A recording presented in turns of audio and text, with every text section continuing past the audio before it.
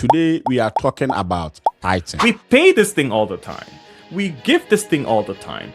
But it doesn't look like we are seeing the benefits that we have been promised through preaching. But it looks like one group is prospering more, and it's mainly the church leaders. The question becomes, when we say God has blessed me because I have done this act, what do we mean by God has blessed me? Is it the money? Is it the house? Is it the shares in a well-performing company? Is it the multiple children we have? Is it the beautiful, healthy wife that we have? Are these the blessings of God? Because if these are the blessings of God, then God really has a little to offer. I will be bold to say that we've inherited a definitively bad theology, not just about tithing, but about our relationship with money, the church's relationship with money. And for me, I think it has to do with how church administration is structured. There are some churches that fundamentally base their membership on tithing. And tithing is about 60 to 70% of the church's revenue. There's a bigger question that comes. Church is teaching members to trust God. But does the church herself trust Christ? It comes down, like you rightly said, and even more eloquently than I would ever say it, a solid theology that is foundational and is built on Jesus and trusting in Jesus. Hello, everyone. So welcome to our discussion. Today, we are talking about tithing. Perhaps not in the way most people might expect, because this is not another debate about whether Christians should tithe or not. We are not here to revisit the familiar theological argument. We are not here to trace the historical origins of tithing, because we believe these discussions have been had over and over, and they continue to be had. But today we want to ask a different question. How did an act meant to express gratitude and worship become in many African churches today a tool of pressure, fear, guilt, and manipulation? We also want to see how giving or tithing has become something many Christians feel compelled to, not from conviction, but from fear of what might happen if they do not tithe. So I have with me Paul and Solomon, who will join me on this conversation. Guys, welcome.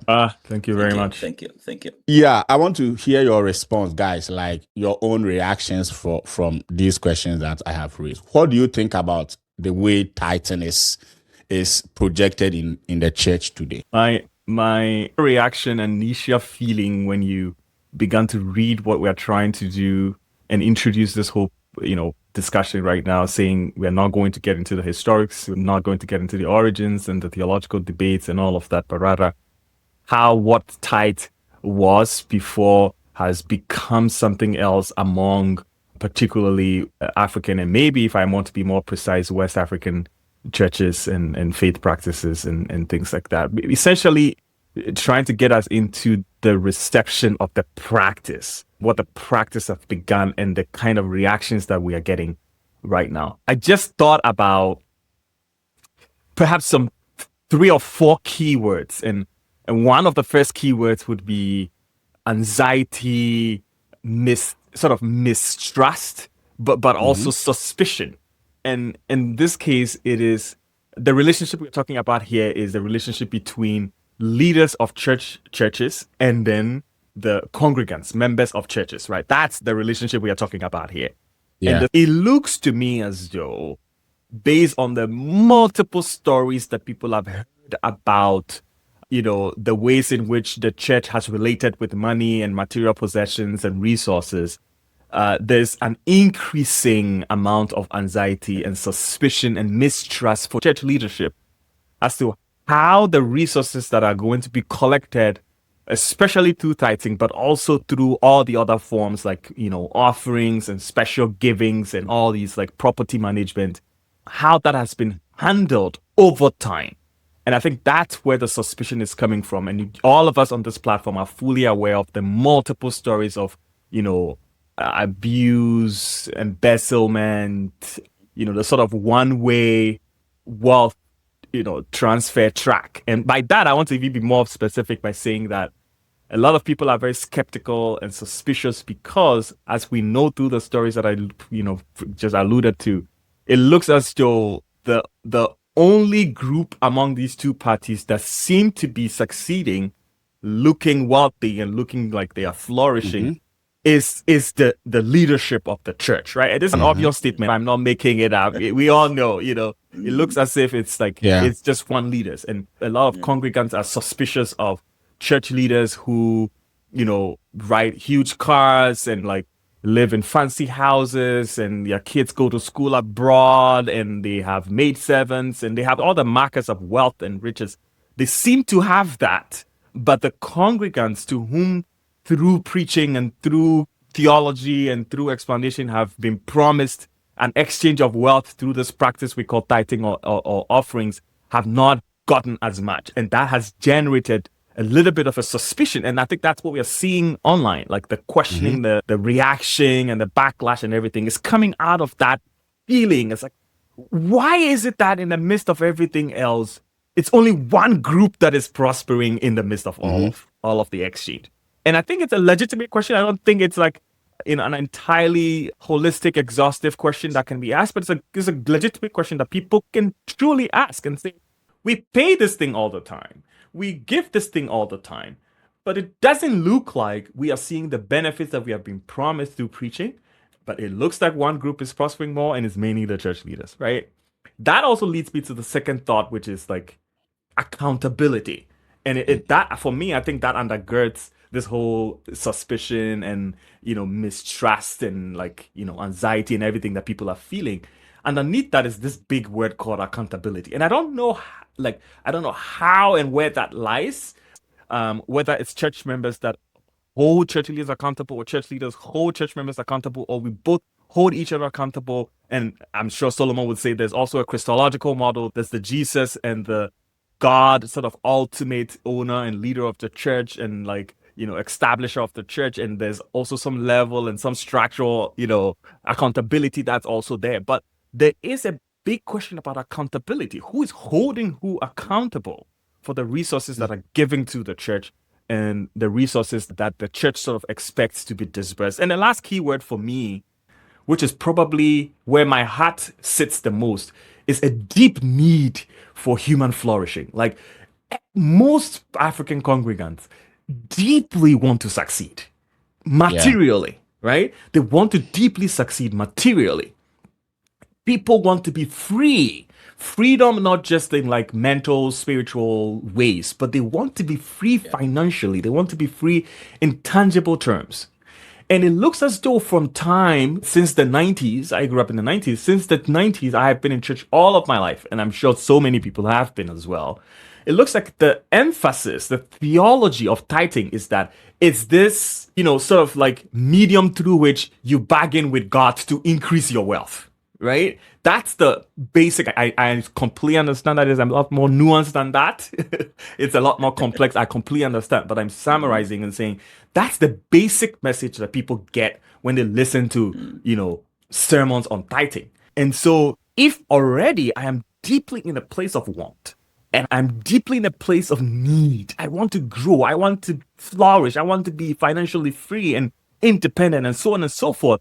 And consistently, I have heard that there is this principle supported by Bible, supported by God, deeply spiritual, that allows me to get that thing. And I've done it consistently and I'm still not getting that thing. It calls for questioning. And that questioning is genuine, right? People really want, why is it that we've been paying this thing the whole time and I'm not still seeing it? And of course, it can be defended by saying, yeah, you didn't do it in faith. You didn't do it well. You can massage the whole thing. But the basic underlying thing for me, which is for me, generating a lot of the reaction that we are seeing is people are wondering what the result of this principle is. And the failure of that might mean multiple things, but that's my gut feeling. Like people definitely don't trust church leadership anymore. People don't know what accountability means, especially for me, church leaders, and people just want to flourish. And if they don't see it, they will ask questions. And I think that's legitimate. So Paul, let me push you a little before I go to Solomon. And I think the question is, you talked about accountability and the theology of tithing as presented as though when I tithe, God will open the floodgate of heaven as the Bible stipulates, and people are not seeing that. And I want to see how we can connect that to accountability, because if you look at it, when you ask, even recently, based on the issue that came in Ghana about tithing, the church in question came out and responded that, oh, we are accountable on your tithing. We use it to build schools. We use it to build hospitals. Haven't you seen what we've done? Yeah. So at that end, how does that fulfill the material needs that people are looking for? If indeed we are paying tithe and the church is using it to build schools, then why must we complain? I think for me, it comes back again to the message itself and what has been presented, what has been shared, what has been interpreted as this is what tithe does. I don't think that when people hear that, oh, Malachi 3, bring resources to God's storehouse and floodgates of more resources are going to be opened. I think when people hear that, they hear schools in our community, build roads in our street. I don't think people hear that. I think what people hear is, oh, when I slot my ATM card into my account, magically, lots of money is going to flow. Of course, this is an exaggerated example. Or that I'm going to flourish personally. I think that people hear, right? And so if you come out and say, oh, yeah, that's not what we mean, our accountability and the reason why we have been responsible is look at the schools we've built, look at this, and people are like, come on. They roll their eyes and they're like, come on, So for me, I would take it from the theology side. And as a Bible student and a Bible scholar, I dare say, I will be bold to say that we've inherited a definitively bad theology, not just about tithing, but about our relationship with money, the church's relationship with money, individual organizations' relationship with money. And we have spread that for various reasons. Number one, perhaps the church needs a message like that to be able to mobilize resources to live, right? Yeah. And so there's that. There's also the genuine misinterpretation, and people make genuine mistakes. People inherit genuine bad theologies. They genuinely do that, but it's not an excuse for the bad theology to persist, right? So it ought to stop at some point, right? So for me, I think that it ought to be said very clearly and very categorically that there is circulating among us right now a theology, an understanding about our relationship with money that is not healthy. And that should be corrected. And it is after that correction that perhaps, a holistic definition of accountability that goes both ways is going to be expressed. Okay, let me come to you, Solomon. The last time when I was talking with you, you made mention of how the concept of blessing connecting to tithe has to connect more with the idea of capitalism. I don't know if you want to extend this discussion there. Or you want to take it from where Paul landed? Like, what is your general comment about this concept of tithing?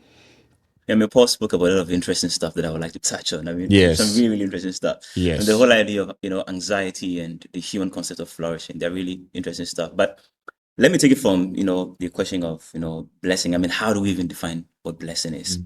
What is blessing? And we will all agree that much of what we consider to be blessing is basically a deeply seated desire that is connected to what Paul talks about when he says flourishing. Yeah. All right. So we are human beings. All right. And by necessity of our, creaturely existence, we have vulnerabilities. We have needs. All right. There are things that we need to survive and there's also the issue of trust. All right. We can't trust each other. It's very difficult. So you realize that we have a whole exchange logic, all right, and an existence that is based on an exchange logic built on the problem of mistrust and greed and self-centeredness, taking advantage of each other. Yeah. So, for example, when we then the question becomes, when we say God has blessed me because I have done this act, what do we mean by God has blessed me? Is it the money? Is it the house? Is it the shares in a well-performing company? Is it the multiple children we have? Is it the beautiful, heavy wife that we have? Are these the blessings of God? Because if these are the blessings of God, then God really has little to offer. Right? Then God really has nothing to offer. Because there are other ways to get these things without depending on God. All right? And much of the things that we are calling blessings are basically things that we've been trained into. And they are things that we've been formed, a consciousness, a certain way of seeing the world, and a certain way of living in that we've been trained into by a certain, modern consciousness. All right. And if I say modern consciousness, that's perhaps a little bit too academic. But I'm talking about this urge, right? This urge to overcome our vulnerabilities, or even not necessarily to overcome it, but to protect ourselves against our vulnerabilities, to stabilize it. Because it's not comfortable to be vulnerable At all. It's not comfortable to have a need. Yeah. You want to be able to overcome. So this urge to be able to take charge of our own lives forces us to use certain tools that we have created for ourselves, creating a certain idea of flourishing that we are comfortable with. Because if genuinely we should ask God what God's idea of flourishing is for us, it really has nothing to do with what we have and what we can achieve for ourselves. I mean, I can boldly extend this and say God's idea of flourishing can only be found in a person, and that person is Jesus Christ. Indeed. Yeah. Right? So Christ is God's flourishing for mankind. But mankind has their own understanding of flourishing. And if we think of the whole idea of tithing and establishing this concept of flourishing, it is deeply problematic. Yeah. Right? Because at the end of the day, we have a church system that is providing a certain pedagogy and hermeneutics, right? A certain interpretation of the text that perpetuates a certain system and a certain way of living and thinking in this world. Yeah. Which has nothing to do with God and nothing to do with Christ. So I'll be bold enough to say that this way of thinking is a malformed human desire. Oh, I like that. Right? I like that. It's a malformed human desire. Yeah. We are still learning what it means to be properly human. Yeah. And in this journey of being properly human, we're going to make a lot of mistakes. And modernity is one of those malformed, it's an expression of our malformed desire. Yeah. The desire to conquer our vulnerabilities. Yeah. And this feeds into the theology that we find on the pulpit. And for many of these clergymen, I think if we are generous enough, we'll see that many of them are genuinely innocent. Yeah. They're genuinely innocent because they don't understand the background complexities that form the theologies that they teach on the pulpit. Because theology is not innocent. Yeah. Theology is not neutral. Yeah. Theology, in some sense, or in many cases, always come from a certain place. It does. Yeah. All right. It's never neutral. So maybe a bigger question to ask will be, what kind of institutional condition, right, make this predominant idea of tithing so difficult to relinquish? Why can't we just let it go? Okay, so, right? Solo. The institutional condition is making this so prevalent that we can't just let it go. I think. And if, sorry, go ahead. I wanted us to pause and reflect on that question a little bit. And I wanted us to do that too. A certain ideology from church administrative perspective, because that question you ask is important. And for me, I think it has to do with how church administration is structured in most African churches. For example, there are some churches that fundamentally base their membership on tithing. Yeah. And membership on tithing is about 60 to 70% chunk of the church's revenue. Yeah. And for over years, these are long-standing churches that has been in existence for years. Yeah. For over years, this has been the modus operandi. This has been the way the churches operate, the way and the only way they know. So when you seem to attack or talk about tithing, they cannot leave it, because leaving it or relinquishing it, you are basically taking off 70% of the church's income. And that's scary. So it's like we don't know any other way of raising much of our income. And obviously, it runs on money. It does. And we don't know any other way of raising money than from tithing. Yeah. And the more we convince people, the more we explain, the more we extend the test, and the more we pushes people to connect the tithing to transaction, make them feel, make them believe that they will have a certain benefit, personal, material, flourishing, as Paul said. The more we tell them that, the more we can convince them to give. So, and exact after what you're saying is really important, because if you are 70 to 80 to 100% dependent on this platform to be able to spring up, you would do everything to keep the platform, including stretching the theology. Exactly. Including over preaching it, over emphasizing it, over, promising, of doing all the over things, because it needs to run. it needs to run. And I think what I'm hearing from all of our conversation right now is that we're probably calling us to rethink what is actually motivating the stretch, the emphasis, the need, right? Because biblically there are multiple different ways that we're encouraged to give, but it looks like in our contemporary preaching and relationship with money, tithing is like made to stand out, as though it is it's the untouchable, is the constant. It cannot be changed. It cannot be neutralized in any way. And I think that's that sort of like emphasis, it needs to be questioned. And I think when people say, "Oh, let's question tithing," I think what people are trying to hear, because what about generosity? What about free giving? What about mutual exchanges, as we see in the epistles in the book of Acts? And what about those means of giving as well? And I think you're hitting the main thing, right? The reason why tithe has a very solid primary importance to church leadership, but also every church organization in this particular context that we're drawing attention to, is because of dependency, right? Yes. We depend on it so much that we cannot compromise on it in any way. We need it to survive, and so we need the theology to persist. Right? To the extent that a man of God will say, I will not even give my tithe to a homeless person, or I will not give my tithe to a sick person, dying, then you should die. And it's overstretch of the dependency, of the emphasis, of the importance of tithe. It's because Paul, but it's not that important, to be honest. Because Paul, the idea is that if the man of God says, "Oh, I'll give my tithe," the tithe we can use it to support the poor, the homeless. The man of God knows that he is teaching an ideology in the minds of the members who tithe, that they can give the tithe to a homeless person.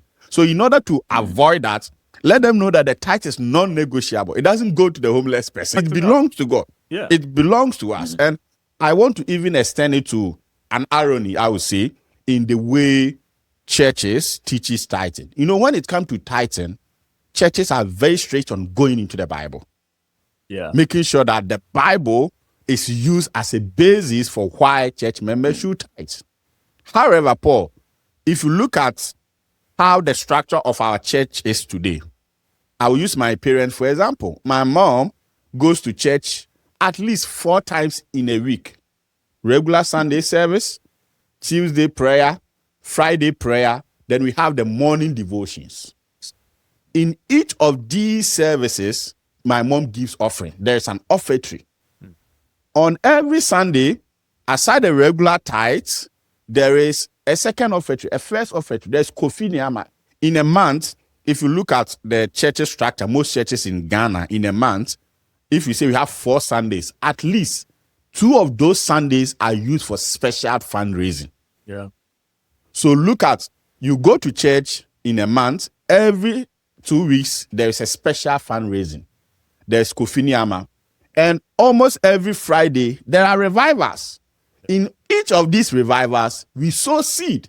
Yeah. We give money. In each of these morning devotions, we give money. So you could see that at the end of the day, by the end of the month, the average church goer has been giving so much in little, so much to the church.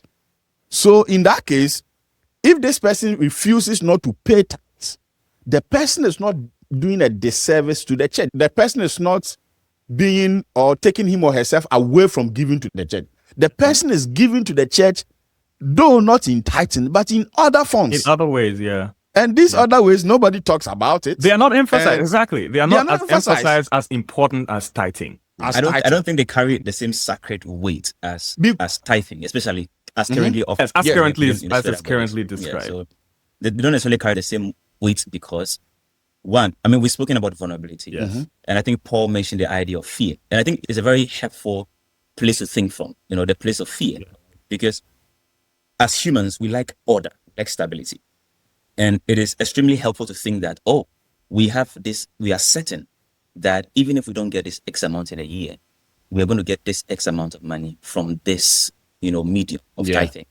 And that is a stable stream of inflow. Yeah. Right. And we can plan on that. Right. We can bank on it. And some of the fear is that if we make giving only tied to the idea of, we will voluntary choose what generosity, you want, if you like, it becomes unstable. Yes. Yeah. Right? Because people don't become connected becomes, to it. Yes. Exactly. The question is, members or parents, are they, spiritually formed in faith I like that. sufficiently to be able to, See commit generosity of to the free will church giving. on their, all right? And that's a problem. That's another big so issue. there's a discipleship issue here. Yes. So the other question is the church discipling its members properly? I think for me, that's the big Right? point. Is it forming the big point. a relationship between the creature and the creator in a spiritually proper way, like such that the creature is so much in love with its creator that the creature wants to bring all of its being, not just what it has in its hands, but all of its being like that. as a sacrifice beautiful. onto the mission or the institution that is carrying on the mission of the creator on earth. That's perfect. Have we trained people to that? Have we formed them to that I capacity? like that. Right, because there's a voluminous, conversation. There's so many problems And here. So the issue of fear is a very big thing. I mean, what happens to revenue stability if we rethink tithing? That's not the fear. Exactly. What happens to expansion? I like that. What happens to missions? I like that. What happens to evangelism? I like what that. happens to institutional prestige I like and that. continuity? Yeah. What happens to all these Yeah. things? I think That's it brings me back again to the thought that I had about failure. And you are very right to say that the failure, for the most part, is foundational and it's a discipleship failure, because that failure is what brings out the fear that, hey, if we don't emphasize this thing well enough and clear enough, then people will not give. But if they feel obliged to, again, I want to acknowledge the fact that not all bad theology that spreads out of intention. Like in my most bad theologies spread innocently. It's like, genuinely, people are like, I'm doing the work of God. This is my understanding, and they spread that. So I'm not blaming anybody. I'm just calling out the bad theology, but I'm not blaming anybody for spreading something intentionally. Although there are some people who genuinely, intentionally spread those things. But the core thing, I think what Solomon is raising is perhaps the most important thing on my heart as well, which is like a discipleship that, really takes care of the Christian and his relationship with money carefully, such that there's not any compulsion if it comes to giving, or there's not any compulsion or obligation or fear if it comes to being able to support the church or support any organization that they belong to in any way at all. And I know, so many people who give huge amounts of money to the church, and not because they fear that they will be cursed if they don't do that, right? So again, the fear issue is it's on the side of the members.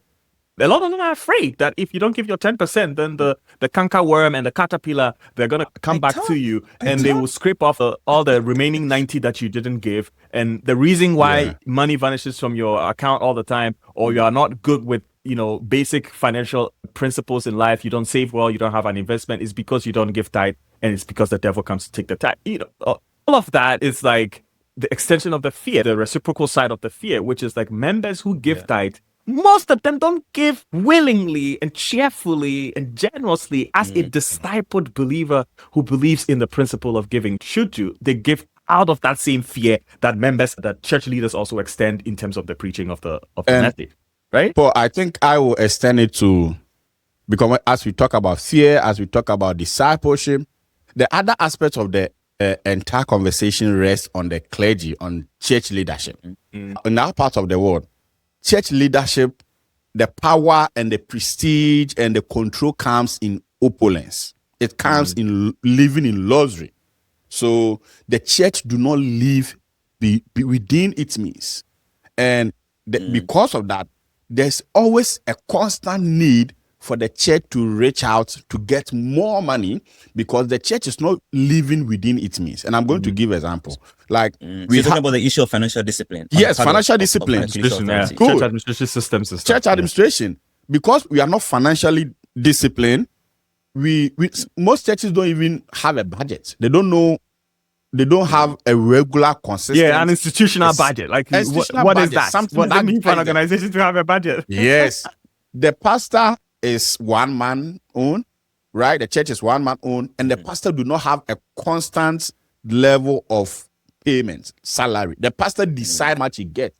The pastor decide which kind of flight ticket he buys when he's traveling, which kind of car he wants, which kind of there's not a constant policy that governs all those things so that it is consistent. That governs all those things. So, for example, in a year, if we have a constant policy that our pastor is being paid, let's say 10 cedis a month, And we know that at the end of the year, we need 120 cedis to pay the pastor over the year or over the month.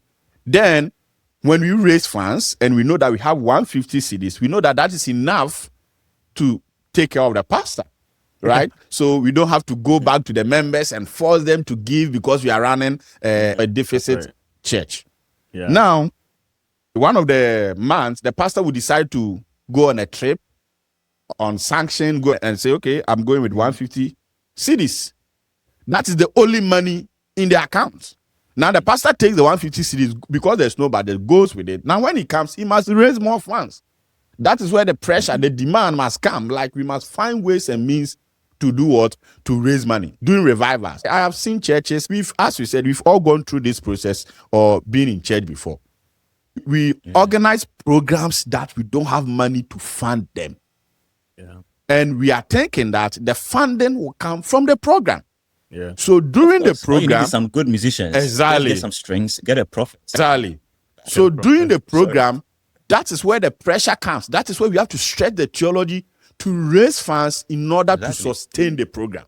Yeah. If not, after the program, the church is running in a deficit. The church must pay that money. Yeah. Where would that money come from? It must come from the members. Yeah. So if church leaders in Africa and at the top level, there's a lot of discipline. If you look at mainline churches, there are a lot of discipline with regards to budgets, right? But the problem is that they don't live beyond their means. Yeah. For example, in the mainline churches, you find pastors going on constant out of the country visits. All this comes at a cost to the church. Yeah. You find pastors moving around, commissioning mission houses, commissioning small projects. And when they move around, they move in what? In convoys. They move with expensive cars. People follow them. They sleep in hotels. All these are expensive. So at the end of the day, when we spend the money, we must raise it. Yeah. So if the church has developed a theology of discipline, financial discipline, that limits how we spend, that will inform the way we raise funds. Our church system, as I would say in Africa, is a replica of our political society. The way politicians act is the way church leaders act. The politician want to go in a convoy, want to visit more places, want to do more projects. Out of that project, they get their money. The pastors also want to be seen. They want to drive in the convoy. Now, if you ask a pastor why a pastor is driving a V8, they don't understand why a church member should ask them why they are driving a V8. Meanwhile, the same pastor could have driven, let's say, a RAV4 to save money on the V8 for something else. Yeah. I know we have to live in opulence. So I think that's another aspect of the discipline formation that we don't focus on talk about. I want to be conscious of time and probably maybe revert to what sorts of practices that we think are probably helpful. And then the Jesus model, we've brought it up, but we've not fully but I think it's also important. So I just wanted to draw attention to that. Briefly, before we get there, I wanted to, just try to make sense of, some of the major points that you brought up. If I heard you clearly, and if I'm interpreting you rightly, you're saying that some churches, of course, not all. Right? So we need to make that clear. You're not talking about every churches. Some churches are not sufficiently submitted unto God. Yes. All right. And that some church leaders are not properly formed in Christ. Yeah. And some pastors have not sufficiently cultivated administrative wisdom. Yeah. Oh, I like that. They don't know how, to run the church. And this lack of administrative prudence is also as a result of a lack of proper discipleship in Christ on the pastors, some of the pastors on their own part. So because they are not properly submitted, they don't even depend on Christ. Yeah. So there's a bigger question that comes. Yeah. Does the church or the Protestant church, more broadly speaking, does she really trust in the Christ? I like that. That is building and sustaining. Yeah, I will build my church. That's the paradox. I will build my church. The church is teaching members to trust God. Yeah. But does the church herself trust Christ? Yes. Yeah. Right? Sufficiently enough. Yeah. Because at the end of the day, the theology that the church is teaching when it comes to submission to God is legitimate, is valid. But the church's operation and its attitude, its character, or some of its character, especially when it comes to this issue of money, all right, stands in contrast to the theology or the teaching that of the trust in God. So, there's a contradiction between what the church is teaching and what the church is, is expressing. Yeah. when it talks about money. Yeah. And that contradiction is something that needs to be taken care of. Other than that, those who stand outside the church, Yeah. all right, maybe skeptics, Yeah. are going to look at the church and see that you guys are confused. Yeah. You don't even know what you serve because what is not what you What you claim is practice. not your practice. So why should we even trust you? Yeah. And then that will mean that because we don't trust you, the church will now have to fund and manage its image, its brand. Yeah. Yeah. And the church will need money to do that. Yeah. And for the church to be able to do that, the church may have to be in relationship with political authorities. Yeah. And many of political authorities cannot be trusted. No. Right? And that creates a whole system, a very tight-knitted system does. of domination and oppression. Yeah. And then the members become revenue variables. Yeah. That just generates revenue and influence for the church. So that is something I wanted to touch on. And I mean, before I end, I just wanted to put my argument very clearly, right, and succinctly, that one, if we accept that humans, including as ecclesial authorities like pastors, bishops, prophets, apostles, we are all fallible, we are limited and vulnerable creatures. Yeah. Yes. And it is not nice to be a vulnerable creature. That feeling is never nice. Now, the church is run and managed by these humans who are fallible and limited. The church as an institution is going to inherit the anxieties and the fears of the humans. will. Yes. And now the church will be positioned in such a way that it will provide responses or solutions to the anxieties of the humans that depend on it. Yeah. So the dependence that is supposed to be on Christ is now pushed onto the institution, and the institution is now sacralized. It becomes a holy institution. Yeah. And now this holy institution is managed in such a way that it satisfies, at least to some extent, the anxieties and desires, the material desires of both the leadership who are looking for ministerial status and the members who are looking for some solutions to their problems. Right. Now the institution provides solutions to those, anxieties. And the theology, we are going to need a theology that sustains this sacred position of the institution. That's right. So theology will now be manufactured in a certain way, of course, sometimes unintentionally, sometimes strategically, to be able to support the sacred nature of this institution. Yeah. And this is a big problem, especially in the case of tithing. We can understand some of the, Protestant stubbornness. Let me say that. Yeah. All right. Protestant stubbornness to hold on to this predominant, interpretation and pedagogy of tithing. We can understand it as an expression, a material expression of a malformed desire that is not properly submitted unto Christ. Yeah. So the bigger issue here is a trust issue. Yeah. We don't trust Christ enough. Yeah. If we do, we will know that it is almost unacceptable to say or for to ever come out of our lips that we are building the church. Yeah. In fact, it's theologically wrong. Yeah. We can't say that. Yeah. All the church is mine. No. Yeah. Exactly. We I can't say build that. a We can't use church. such a language. I build my church. No human system builds the church. And when we say that, then we have to also distinguish between what kind of church we are talking about. Right. Is it the church Christ is building? yeah. Because the church Christ is building, in some sense, is not the same as the church that we are building. Yeah. We are building, in some sense, an institution. Yeah. Christ is building a people. Yeah. And we have to understand, of course, it's not a symmetry, but we have to understand what kind of church we are talking about when we say we are building the church. Indeed. And I'm saying that we can't use that language because it is Christ who builds the church. Oh, I like that. And it is Christ who sustains the church. I like that. What we do as leaders and as members is that we participate in God's greater plan Yeah. that God is using the church to do. And we are just participants in this. Yeah. So we bring all of ourselves, whether it's our resources, whether it's our time, it's our wisdom, it's our intelligence, whatever God has blessed us with, whatever skill, whatever gift, we bring it to that community of the called out ones. And then we submit it to Christ so that Christ can leverage those skills to build his church and to perform his mission on earth. We are not the ones who are building the church. If we think that we are the ones building it, then we'll definitely create theologies so that it will help us to raise funds to build what we think we are building. Exactly. But when we think that Christ is the one building it, then we submit to Christ and we trust that God will build the church. That doesn't also mean that we're not going to use the wisdom that God has given us. Like Alfred spoke about alternative ways of raising funds. Then we can say that, okay, this is not supported by Christ's person, Christ's birth, Christ's death, Christ's resurrection, Christ's ascension, and Christ's mediating, role. This theology is not supported by it. It's not supported by God's character. What alternatives available? Yes, the Catholic Church has an alternative. You don't have to learn from the Catholics, but you have people within your midst who have administrative wisdom.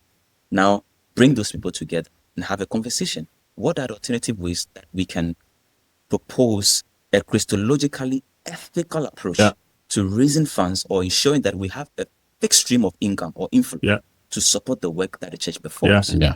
Because there are solutions. We just don't know how to think otherwise because we are so used to this. So let me stop there so that others can. I think, like you rightly said, all of that is pure wisdom, especially on the discipleship side of the conversation we just had, and also in helping stick to the faithfulness of the theology that we develop around the practice. It comes down, like you rightly said, and even more eloquently than I would ever say it, a solid theology that is foundational and is built on Jesus and trusting in Jesus.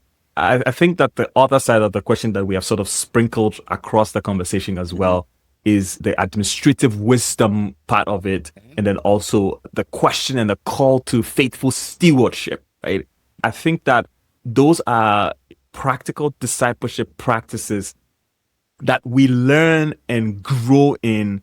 We don't catch and receive spiritually, right? There are practices that we learn and we grow in that we don't catch it. Yes, we don't. You don't all of a sudden receive how to manage a $200,000 fund that is publicly crowd raised, where the accountability is split and it goes multiple ways, right? And especially if you know that you're never going to get $200,000 again, so this is probably your only chance. So how do you manage it? How do you grow it? How do you keep it? How do you account for it? I think it's wisdom that God gives, but we nurture. We nurture through growth, personal discipleship. We nurture through wisdom, systems of wisdom that have been established. We nurture through some of the people gifts that God has given us in our own churches who are really good with money. We nurture through best practices. I worked with gaffers for so many years. They have really wise people who, like scripture, has really wise people. They built it. There are systems that we can all learn from.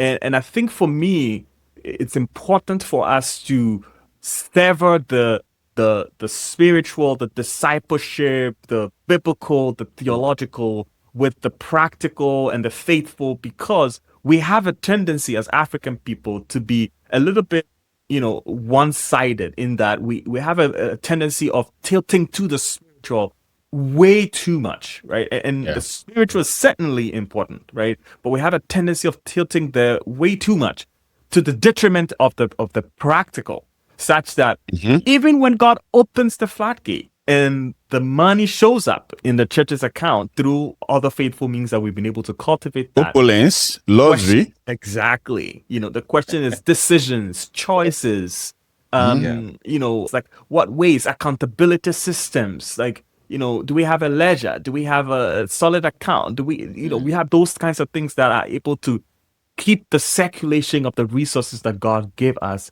within the means and within the boundaries of what God has assigned us to do. And right? and Paul, this is not the ledger or the account that meets the purpose of audit.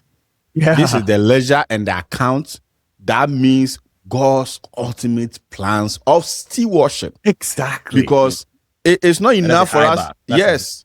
It's a very high bar. It's very easy to say, let's do it so that when the auditor comes, they will not have a problem with what we've done. Yeah. That's a different thing. Because let's do it so that we can be able to fulfill the assignment that God has given to us as a church. Exactly. Right? And what is the mission that we have? Can we steward the resources in a way that is so faithful that we can be able to sustain this mission for 100 years? I dare say, yes, that especially in Ghana, where all of us are from, I don't think any Protestant, charismatic, Pentecostal, especially church is more than 70 years old. Maybe I'm being too generous. Like 60 years old, 50 years old. I think probably the oldest. Yeah, some of them are 60 years old, right? Some of them will be around that age, right? But the question is, yes, we've been able to survive 50, Jubilee, whatever, season. Will we be able to sustain the assignment past that range?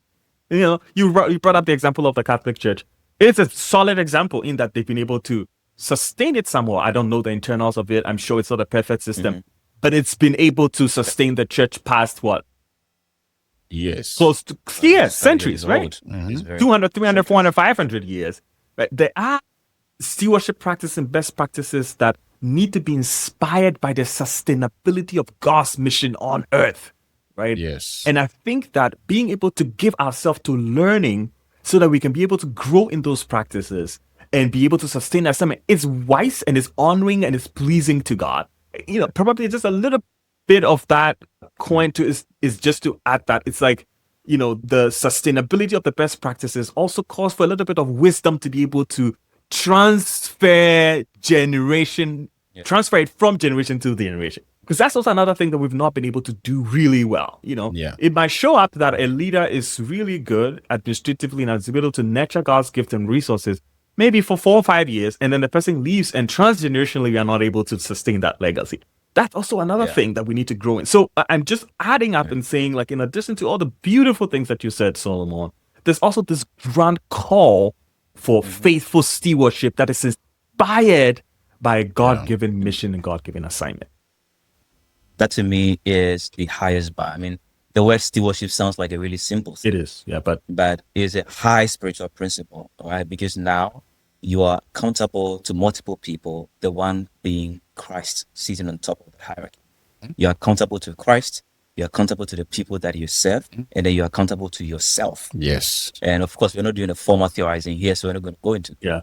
But I mean, stewardship is a high bar, and I think we must take it seriously. So the Presbyterians will say, "Asembia meka, adibia meye, ase maybe sase ebeye Yusufe." Everything I do, whatever I say, I must ask myself if this is what Christ would want, and that is the bar, so that our books will not be for audit purpose, but our books is to ensure that Christ will smile and will be happy. So far, we've spoken to the sort of institutional, organizational sort of reforms that could be made.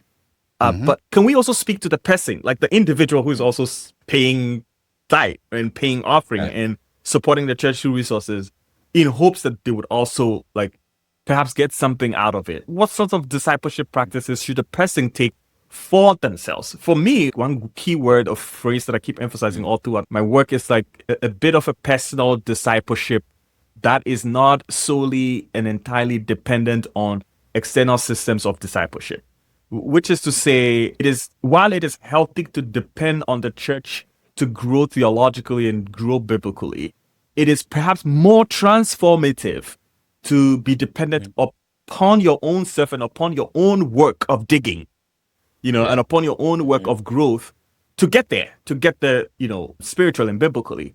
And that, for me, while the church as an institution is called to stewardship, it's called to accountability, it's called to discipleship, it's called to this high bar of Christ, the individual is called to the same, but is perhaps called to the same at even a greater extent, which is your relationship with money, including tithe and offerings and all kinds of givings and all other ways of circulating resources, must also be inspired by your own personal growth in God and your own personal understanding of the mission of God for you and for the church in which you belong, right?